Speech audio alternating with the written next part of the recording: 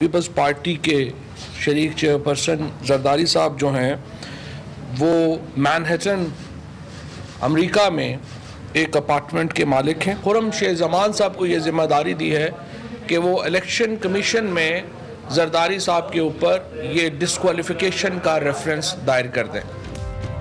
वजीर इत्तलात ने आसिफ जरदारी के खिलाफ नाअहली रेफरेंस दायर करने का ऐलान कर दिया।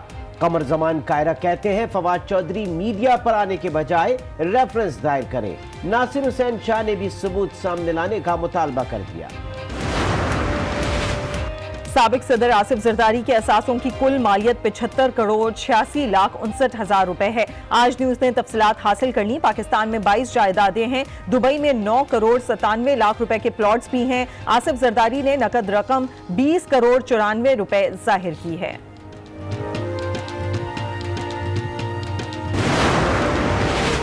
चेयरमैन नैब की ज़ेर सदारत इजलास में शिकायत की जांच पड़ताल।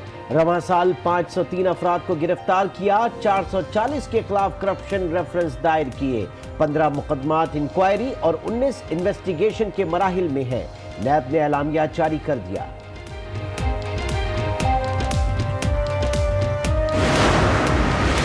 मिड टर्म इंतखाबात का बयान देकर वजीर आजम ने नाकामी को तस्लीम किया। रहनुमा पीपल्स पार्टी खुर्शीद शाह भड़क उठे। कौमी असम्बली के बाहर मीडिया से गुफ्तगू में कहा, नवाज शरीफ की तरह इमरान खान भी पार्लियामेंट को अहमियत नहीं दे रहे। तमाम मसाइल का हल पार्लियामेंट की बालादस्ती है।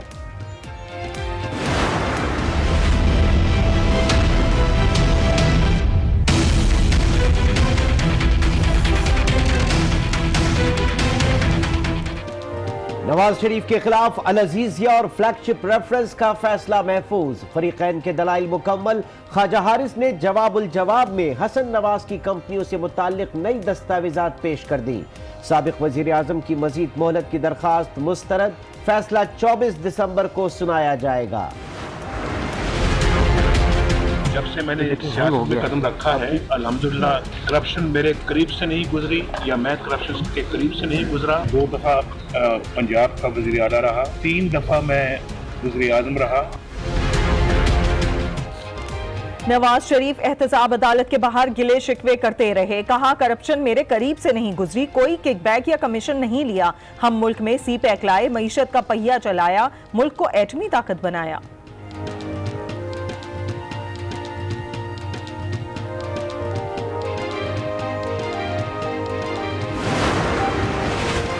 कराची की बेहतरी के लिए मेयर कराची और सिंध हुकूमत मिलकर काम करने को तैयार। हम शहर को खूबसूरत बनाना चाहते हैं, चिड़ियाघर की जल्द तकमील के लिए काम कर रहे हैं। मेयर कराची की मीडिया से गुफ्तगू। वजीर बल्दियात सिंध सईद गनी ने भी ताउन का यकीन दिलाया। अदलिया कह देगी तो बसंत नहीं मनाएंगे। फयाजुल हसन का ऐलान। बसंत से मुल्क का मस्बत पहलू सामने आएगा। मरहूम अदाकार अली एजाज के घर आमद। अहले खाना से ताजियत। कहा, हेल्थ कार्ड से फनकारों को इलाज मुआवजे की परेशानी नहीं होगी। मोहम्मद डैम पर काम शुरू कर दिया गया है। पेशावर को पीने का साफ पानी फराहम करेंगे। फैसल वाडा की प्रेस कॉन्फ्रेंस। कहा, वजारत आबी वसाइल के बेशतर मसाइल हल कर लिए। मुल्क को तबाही की तरफ ले जाने वालों से हिसाब लें। वो दिन जो है वफाक में मुकम्मल हो चुके हैं, पंजाब में भी होने जा रहे हैं। तो क्या आप हुकूमत की कारकर्दगी से मुतमिन है और खुसूसन जो पंजाब की कारकर्दगी है उससे आप मुतमिन हैं? देखिए जी, अभी आपको मालूम है कि 100 दिन हुए हैं और किसी पॉलिटिकल पार्टी ने या सिविल सोसाइटी ने कोई डिमांड हमसे नहीं की थी कि हम 100 दिन के बाद अपने आप को अकाउंटेबिलिटी के लिए पेश करें और बताएं कि हमने इस 100 दिन में क्या अचीव किया है। ये हमने वॉलंटरी तौर पर कौम के सामने अपने आप को पेश किया और मेरा ख्याल है कि पाकिस्तान की तारीख़ में पहली ये गवर्नमेंट है जिसने 100 दिन के बाद अपने आप को एहतसाब के लिए पेश किया। तो अब कुछ मीडिया और कुछ लोग जो हैं अपोजिशन पार्टियों वाले ये समझते हैं कि शायद हम ये सारी जो 70 साल के प्रॉब्लम्स हैं इस मुल्क में, कोई हमारे पास कोई जादू की छड़ी है कि वो 100 दिन में हम जो हैं चीज़ों को हम हल कर लेंगे। लेकिन हमने हर जगह पे अपना जो काम है पॉजिटिव तरीके से शुरू कर दिया है। हमारा पहला जो नारा था, पहला जो हमारा गोल है हम ये समझते हैं कि इस मुल्क को करप्शन ने इस तबाही के दहाने पर लाए। तो करप्शन के ख़िलाफ़ टास्क फोर्स बन गई है। बाहर के मुल्कों में जितने भी लोगों ने अपने असासे जो हैं छुपाए हुए हैं, उनकी तफसीलात सामने आनी शुरू हो गई हैं और करप्शन के ख़िलाफ़ एक पूरा जो है अकाउंटेबिलिटी प्रोसेस जो है वो शुरू हो चुका है। उसके बाद हमने 50 लाख घरों का वादा किया था, उसमें भी टास्क फोर्स बन गई है। पंजाब में भी आपने पंजाब की बात की है, मियां महमूद रशीद साहब हमारे पब्लिक हेल्थ और हाउसिंग मिनिस्टर हैं, वो दिन रात कोशिश कर रहे हैं, मंसूबे बना रहे हैं कि किस तरीके से हमने अपना जो टारगेट कौम को दिया है हमने पूरा करना है, क्योंकि मेजर टारगेट जो है उसका जो 50 लाख घर हैं वो पंजाब में होना है, क्योंकि पंजाब इज़ 60% ऑफ पाकिस्तान।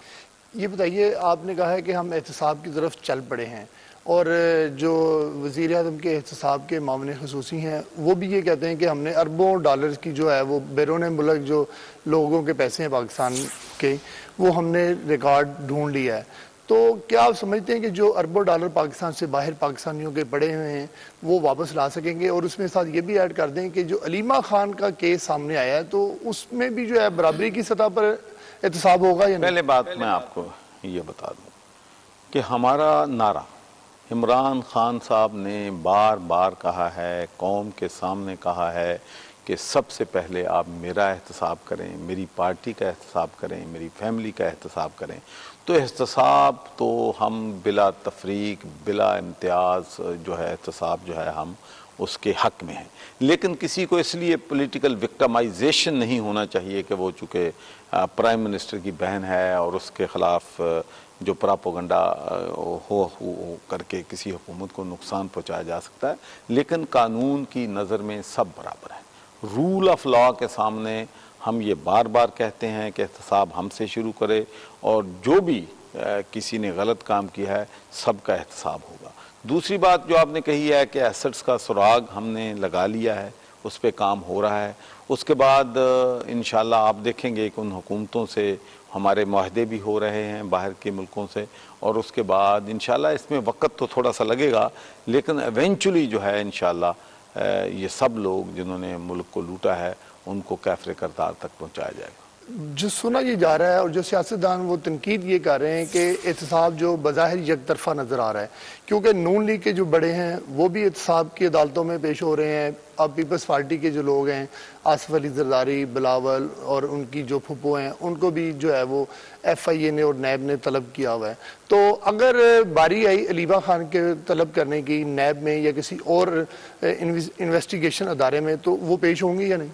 देखें, कानून के सामने सब बराबर हैं, जो भी इंक्वायरी होगी इंशाल्लाह वो पेश भी होंगी। अपना जो चूँकि मैं तो कोई पूरी तरह बाखबर नहीं हूँ, लेकिन उन्होंने मेरा ख्याल में अपनी स्टेटमेंट भी दी है कि कैसे उन्होंने अपनी जो वेल्थ है कैसे कमाया है।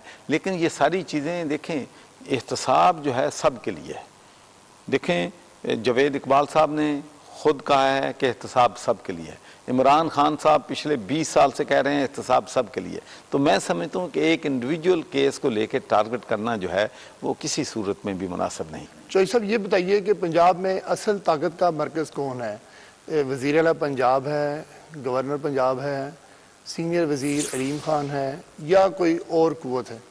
देखें जी, जो पंजाब में चीफ एग्जेक्टिव है वो तो वज़ीर आला है, और तमाम जो इख्तियारात हैं वो भी वज़ीर आला के पास हैं।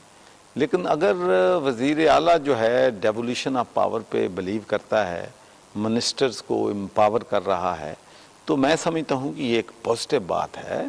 सारी दुनिया में अब एक बात वाज़े हो चुकी है कि जहाँ भी सिस्टम सेंट्रलाइज्ड है वहाँ पर हुकूमतें तरक्की नहीं कर सकी हैं, वहाँ खुशहाली नहीं आई है। तो हम तो डेवोल्यूशन ऑफ पावर पे यकीन करते हैं, और इंशाल्लाह पावर सेंटर पंजाब में एक ही है, वो चीफ मिनिस्टर है। आपके बारे में कहा जा रहा है कि आपने जो है वज़ीर आज़म इमरान खान से कहा है कि मुझे जो है पंजाब के कुछ मामलात में जो है वो इख्तियार दिया जाए। जैसे ये कहा सुना ये जा रहा है कि पानी के जो मंसूबे हैं उसमें आपने कोई इख्तियार मांगा है कि आप चाहते हैं कि पंजाब की आवाम को साफ़ पानी मिले। देखें, आप सबको मालूम है कि मैं साफ़ पानी मेरा पैशन है। मैं जब अपोजिशन में होता हूँ तो उस वक़्त भी साफ़ पानी पे काम करता हूँ, जब हुकूमत में होता हूँ तो उस वक़्त भी साफ़ पानी का काम करता हूँ। देखें हमारे NGOs हैं, मैंने पिछले हफ्ते 30 NGOs की यहाँ पर मीटिंग बुलाई थी और माशाल्लाह सब ने कमिटमेंट दी है कि लोग अपनी अपनी बसात के मुताबिक फिल्ट्रेशन प्लांट्स लगाएंगे और इंशाअल्लाह मैं आपको ये यकीन दिलाता हूँ कि 2019 में सिर्फ जो हमारे मुखय्यर हजरात हैं और हमारी जो चैरिटी का काम करने वाली NGOs हैं 5 मिलियन लोगों को 50 लाख लोगों को इंशाअल्लाह हम पीने का साफ़ पानी देंगे जिसमें गवर्नमेंट का 1 रुपया भी खर्च नहीं होगा। दूसरी बात आपने ये फरमाई है कि मैंने कहा है कि पानी जो है, जो पहली कैबिनेट मीटिंग हुई थी, तमाम लोग ये समझते हैं, पार्टी के लोग भी जानते हैं, मीडिया भी जानता है कि मेरा पानी के सिलसिले में एक पैशन भी है और एक तजर्बा भी है और मेरी एक नेटवर्किंग भी इंटरनेशनल लेवल पे है। ये इतना बड़ा काम है, इतना बड़ा मंसूबा है कि पंजाब की हुकूमत के वसाइल से पंजाब के लोगों को पीने का साफ़ पानी नहीं दिया जा सकता। अगर इसको मैं ओवरसी करूँगा तो इसका फ़ायदा एक ही है कि मैं इंटरनेशनल कम्युनिटी से फंडिंग लाऊंगा, मैं इंडस्ट्री को भी मोबिलाइज़ करूँगा, मैं मुखय्यर हजरात को भी मोबिलाइज़ करूँगा।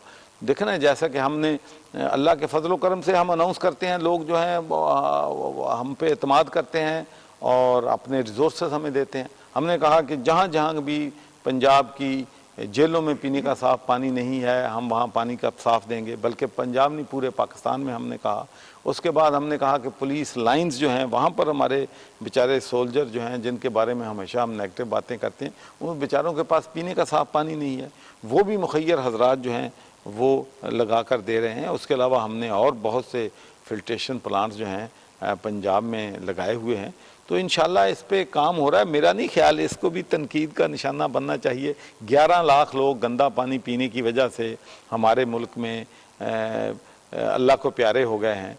उसके अलावा 70% लोग हस्पतालों में वाटर बॉर्न डिजीज़ की वजह से पड़े हैं। सिर्फ लाहौर का जो चिल्ड्रन हॉस्पिटल है वहाँ पर 1 लाख बच्चा गंदा पानी पी के अस्पताल में जाता है।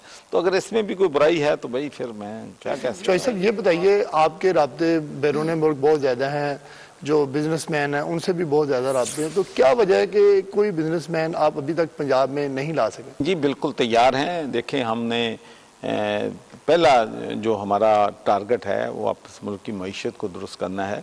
उसके लिए हमने, आपको मालूम है कि GSP प्लस के लिए मैंने कितनी काविशें की थी, लेकिन उसके बाद जितना फ़ायदा हमारे मुल्क को होना चाहिए था वो साबका हुकूमत की गलत पॉलिसियों से हम नहीं ले सके।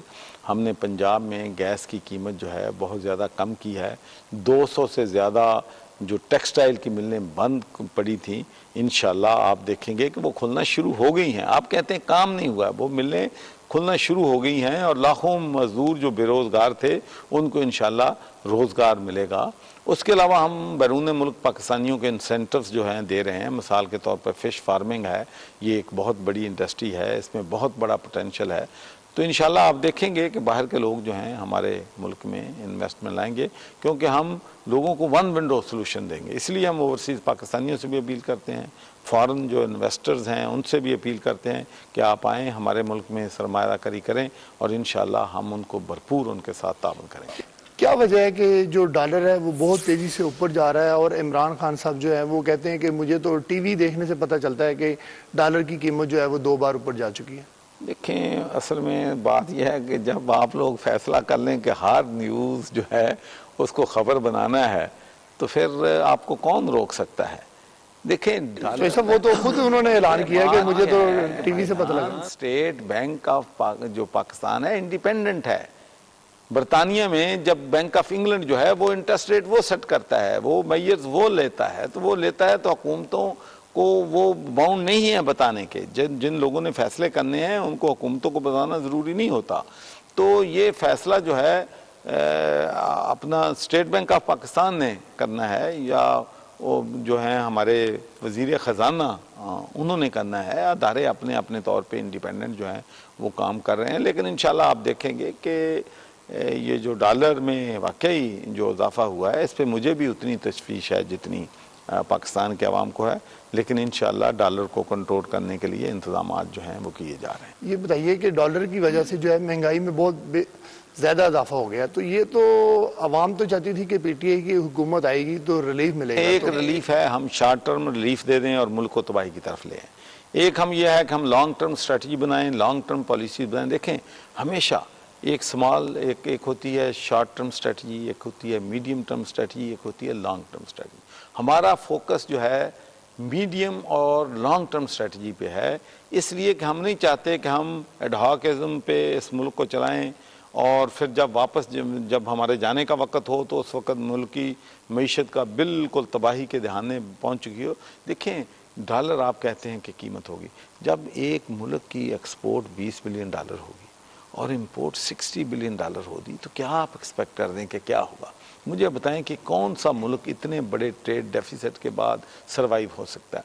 तो इसलिए हमारी एफर्ट्स हैं कि किस तरीके से हम एक्सपोर्ट जो हैं उसको बढ़ा सकते हैं, इंपोर्ट जो है उसको कम कर सकें। ये मल्टीपल फ्रंट्स पे हमारी पार्टी जो है, हमारी हुकूमत जो है, ये एक फ़ाइट कर रही है, लेकिन मिरेकल्स की तवक्को हमसे नहीं रखनी चाहिए। लेकिन मेरा अपना ख्याल है कि हमारी कौम जो है उसको मालूम है कि इस हुकूमत के पास सामने बहुत से चैलेंजेस हैं, बहुत सीरियस चैलेंजेस हैं, और हुकूमत अपनी दयानतदारी से, ईमानदारी से उन चैलेंजेस से नबरदमा होने की कोशिश कर रही है। राना सनाउल्लाह ने कहा है कि 2 साल के लिए कोई कौमी हुकूमत बना दी जाए या फिर मिड टर्म इंतखाबात की बात की है, और यही बात जो है